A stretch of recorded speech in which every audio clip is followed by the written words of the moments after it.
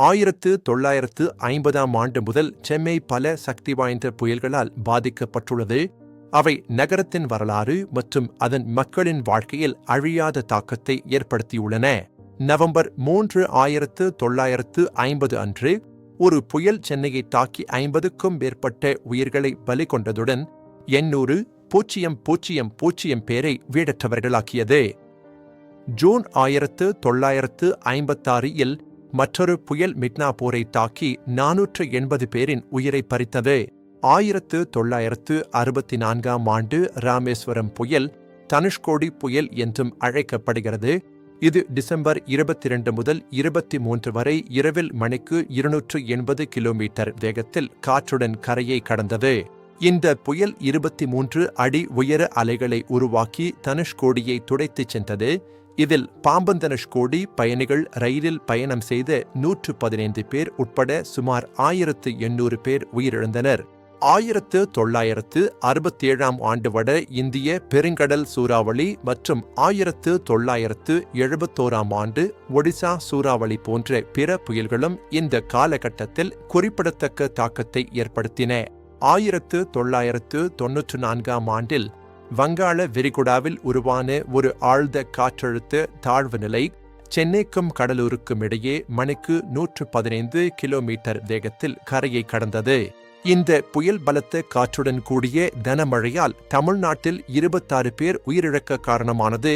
மேலும் இயற்கை பேரழிவு தயார்நிலை இல்லாததால் உயிர் மற்றும் உடைமை சேதம் அதிகரித்தது. 2008ஆம் ஆண்டு நிஷா சூறாவளி வங்காள விரிகுடாவில் உருவானது. நவம்பர் 25 அன்று காரைக்கால் அருகே மணிக்கு 83 கிலோமீட்டர் வேகத்தில் கரையை கடந்தது. இது தஞ்சாவூர் மற்றும் அதை சுற்றியுள்ள மக்களின் வாழ்வாதாரத்தை அழித்தது. 189 பேர் உயிரிழந்தனர். 2800க்கும் மேற்பட்ட வீட்டு விலங்குகள் இறந்தன மற்றும் 20 லட்சம் ஏக்கர் விவசாய நிலம் தரிசாகியது. 2012ஆம் ஆண்டு நீலம் சூறாவளி அக்டோபர் 31 அன்று மகாபலிபுரம் அருகே மணிக்கு 85 கிலோமீட்டர் வேகத்தில் கரையை கடந்தது. இதில் 75 பேர் உயிரிழந்தனர். 2016ஆம் ஆண்டு வர்தா சூறாவளி சென்னை, காஞ்சிபுரம் மற்றும் விசாகப்பட்டினத்தை பாதித்தது.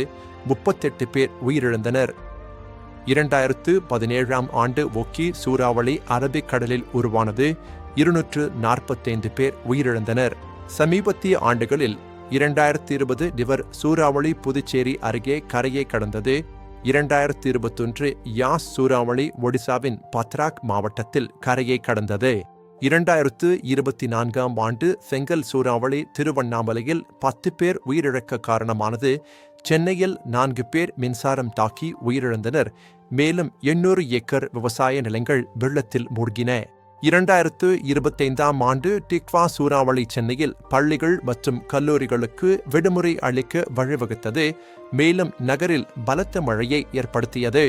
இந்த புயல்கள் சென்னையின் மீள்திறன் மற்றும் இயற்கை பேரழிவுகளுக்கு எதிரான தயார் நிலையின் முக்கியத்துவத்தை எடுத்துக்காட்டுகின்றன.